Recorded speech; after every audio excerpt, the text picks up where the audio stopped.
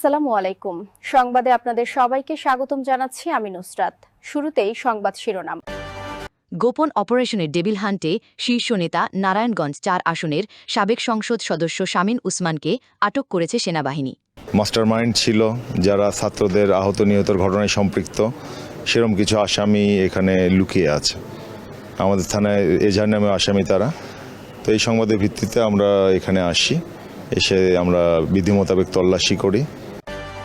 এবং সর্বশেষ জানাবো, জাতীয় নির্বাচনকে প্রভাবিত করতে ভিন্ন নামে ভিন্ন চেহারায় বাংলাদেশে প্রবেশ করছে ভারতের গোয়েন্দা সংস্থা এর একদল অপারেটিভ। এতক্ষণ শুনছিলেন সংবাদ শিরোনাম, এখন বিস্তারিত। আওয়ামী লীগ সরকার ক্ষমতায় থাকা অবস্থা নারায়ণগঞ্জে একছত্র আধিপত্য বিস্তার করেছিলেন নারায়ণগঞ্জ ৪ আসনের সাবেক সংসদ সদস্য শামীম উসমান। সর্বমহলে তার একছত্র নিয়ন্ত্রণ থাকত। যে কেউ তার মতের বাইরে গেলে তাকে নানাভাবে হুমকি-ধামকির শিকার হতে হতো। নিজ দলীয় নেতাকর্মী থেকে শুরু করে প্রশাসনের কর্মকর্তারাও তার হয়রানি থেকে মুক্তি পেতেন না। ১৯৮১ সালে সরকারি তোলারাম কলেজের ভিপি নির্বাচিত হওয়া থেকেই ছাত্র রাজনীতির নাম আসে শামীম উসমানের। এরপর ১৯৯৬ সালে প্রথমবারের মতো জাতীয় সংসদ নির্বাচনে অংশগ্রহণ করেন তিনি। নির্বাচিত হওয়ার পর থেকে নারায়ণগঞ্জে স্থানীয় প্রশাসন থেকে শুরু করে পুরো নারায়ণগঞ্জ ছিল তার নিয়ন্ত্রণে। শেখ হাসিনার প্রশ্রয় পেয়ে নারায়ণগঞ্জে এ সময়ে তার অনুগতরা হয়ে ওঠেন এ জেলার হর্তাকর্তা। ওই সময় শামীম উসমান বা তার অনুসারীদের বিরুদ্ধে নারায়ণগঞ্জে কথা বলার মতো সাহস খুব কম মানুষই দেখতে পেরেছেন। স্থানীয়রা জানান, ২০০০ সালে ১৬ এপ্রিল সরকারি তোলারাম কলেজে জাহান্নারা ইমাম নামের একটি ভবন নির্মাণের উদ্বোধনী করা হয়। উদ্বোধনী অনুষ্ঠান শেষে কলেজ প্রাঙ্গণে মুক্ত মঞ্চে সমাবেশ থেকে রাজাকার স্বাধীনতা যুদ্ধাপরাধীদের বিচার দাবি করা হয়। সেদিন সমাবেশ শেষে ঢাকা নারায়ণগঞ্জ লিংক রোডে নারায়ণগঞ্জ গোলাম আজম, দেলোয়ার হোসেন সাইদি এবং আরি আহসান মোহাম্মদ মুজাহিদের প্রবেশ নিষিদ্ধ করে সাইনবোর্ড স্থাপন করা হয়। এরপরই মূলত ওই এলাকার নামকরণ হয় সাইনবোর্ড। ওই সমাবেশের ৩ দিন পর মুন্সিগঞ্জে একটি কর্মসূচি ছিল মতিউর রহমান নিজামের, কিন্তু সে অনুষ্ঠানে যেতে পারেননি নিজামী। এছাড়া ওই বছরের নারায়ণগঞ্জ শহরের ডিআইটি বাণিজ্যিক এলাকায় প্রতিটি বিচারে সাইদি, গোলাম আজমের ও নিজামের ফাঁসি দেয়া হয় প্রতীকীভাবে।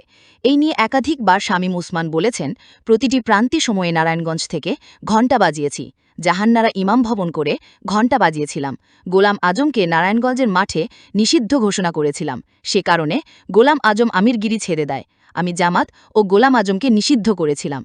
জামাতের আমির গোলাম আজমকে অবঞ্চিত ঘোষণা, জিয়াউর রহমানের গাড়ি আটকে দেওয়া, খালেদা জিয়ার লম্বাস আটকে দেওয়ার কারণেই আমাকে গডফাদার উপাধি দেয়া হয়।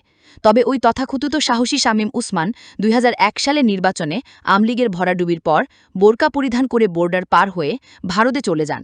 সেখান থেকে পরবর্তীতে তিনি চলে যান ক্যানাডায়। এরপর দীর্ঘ সময়ে তার কোনো হদিস পাওয়া যায়নি। ২০০৬ সালে তিনি দেশে ফিরে এসে নারায়ণগঞ্জের রাজনৈতিক অঙ্গনে পুনরায় আবির্ভূত হলেও ২০০৭ সালে 1-11-এর পথপরিবর্তনের আগদিন তিনি দেশ ত্যাগ করেন।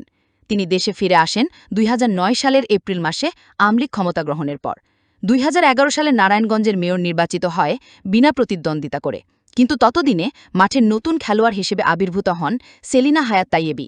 তাইয়েবীর কাছে শামীম উসমানকে বিশাল ব্যবধানে পরাজিত হতে হয়। ২০১৪ সালে নির্বাচনে প্রয়াত অভিনেত্রী সারা বেগম কবরীকে বাদ দিয়ে আওয়ামী লীগ সরকার নারায়ণগঞ্জ ৪ আসনের এই বিতর্কিত শামীম উসমানকেই মনোনয়ন দিয়েছিলেন। ১-১-১১ পরিবর্তনের পর ফখরুদ্দিন ও মঈনুদ্দিনের সরকার দুর্নীতিবাজদের তালিকা করতে নির্দেশ দিয়েছিল দুর্নীতি দমন কমিশন বা দুদককে। ওই সময় দুদক ঘোষিত ৫০ দুর্নীতিবাজের মাঝে ৯ নম্বরে ছিলেন শামীম উসমান। গ্রেফতারি পরোয়ানাও জারি হয়েছিল তার বিরুদ্ধে, কিন্তু বিদেশে পলাতক থাকায় তাকে সেই সময় গ্রেফতার করা যায়নি। আদালতে সেই সময় শামীম উসমানের অস্থাবর সম্পত্তি ভোগের নির্দেশ দিয়েছিল। নারায়ণগঞ্জে টানবাজার পতিত পল্লী উচ্ছেদ করা হয় শামীম উসমানের নেতৃত্বে।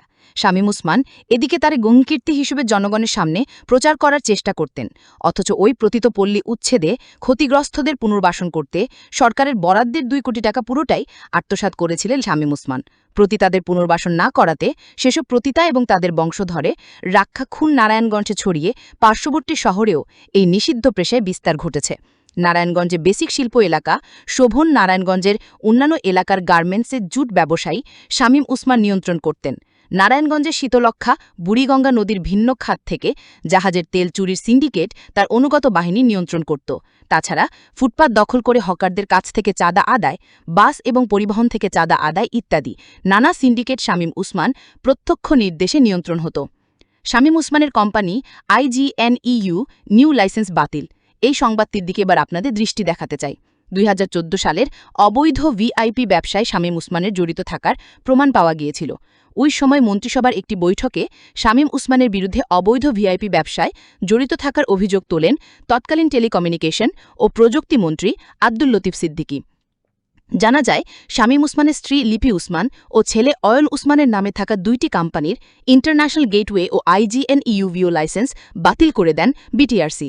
শামীম ওসমানের মালিকানাধীন কে টেলিকমিউনিকেশনের কাছে বিটিআরসির কাছে বকেয়া ছিল ৭৮ কোটি ২০ লাখ টাকা। ওই টাকা শামীম ওসমান পরিশোধ করেননি।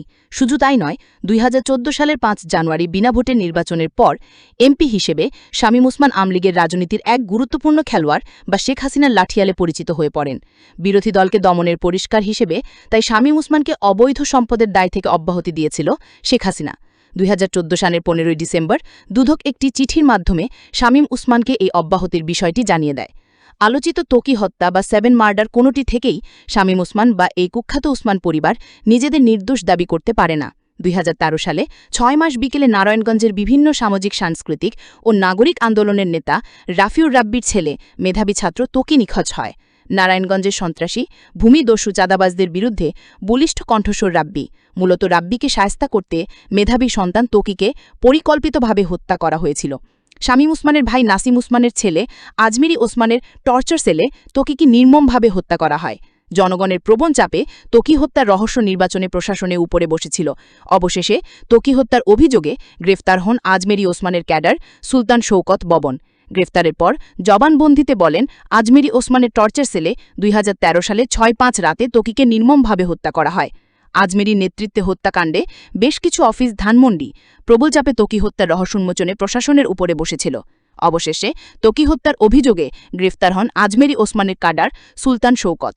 তীব্রচাপ বলেন ত্বকীকে নির্মমভাবে হত্যা করা হয়। 2010 সালের 65 ডিসেম্বর রাতে ত্বকীকে নির্মমভাবে হত্যা করা হয়। আরও বেশ কিছু হত্যার দিয়ে সংবাদ প্রকাশ করা গত বছর একটি পত্রিকা অফিসে অভিযান চালিয়েছিলেন আজমেরি ওসমানের অনুসারীরা। শামীম ওসমান পরিবারের বিরুদ্ধে সংবাদ প্রকাশ করাকে নিরাপত্তা ঝুঁকিতে থাকেন সাংবাদিকরা। তাছাড়া সংবাদ পছন্দ না হলেই রোষানলে পড়েন সাংবাদিকরা। এমন কোনো কাজ আছে? দৈনিক সংবাদে নারায়ণগঞ্জের নিজস্ব প্রতিবেদন। সাংবাদিক 1998 সালে চাষারা হলে ডেকে নিয়ে মারধর করেন সাবেক উসমানপন্থী প্রস্তাবের উপর একছত্র নিয়ন্ত্রণ প্রতিষ্ঠা করেছেন সাবেক। ওই সময় শামীম ওসমানের স্বার্থবিরোধী সংবাদ প্রকাশের কারণে সাংবাদিক অহিদুল হক খানের প্রেসক্লাবের সদস্যপদ বাতিল করা হয়েছিল। এই 1916 বিভিন্ন চেহারায় বাংলাদেশে প্রবেশ করা। ভারতে প্রধান সংস্থা এর একদল অপারেটিভ 27 ফেব্রুয়ারি সাংবাদিক জুলকার নায়েক তার স্বামী নিজের ফেসবুক পোস্টে লিখেছেন, সম্প্রতি ধরনের আরেকটি দল বাংলাদেশে প্রবেশ করেছে। অভিযোগ রয়েছে বাংলাদেশকে অস্থিরতা ষড়যন্ত্রের সাথে জড়িত। ভারতের গোয়েন্দা সংস্থাটি বিশেষ করে বিডিআর হত্যাকাণ্ডের মতো সংবেদনশীল ইস্যুতে এর সংশ্লিষ্টতা খানে বাংলাদেশে একদল গোয়েন্দা প্রবেশ করেছে। কোনো ষড়যন্ত্রই গণ অভ্যুত্থানে ক্ষমতাচ্যুত শেখ হাসিনা ভারতে পালিয়ে যাওয়ার পর থেকে বাংলাদেশ ও ভারত সম্পর্ক তারিখে শেখ হাসিনাকে ভারতে আশ্রয় দেওয়া, সীমান্তে শিশুসহ নানা ঘটনার বিপরীত মেরুতে।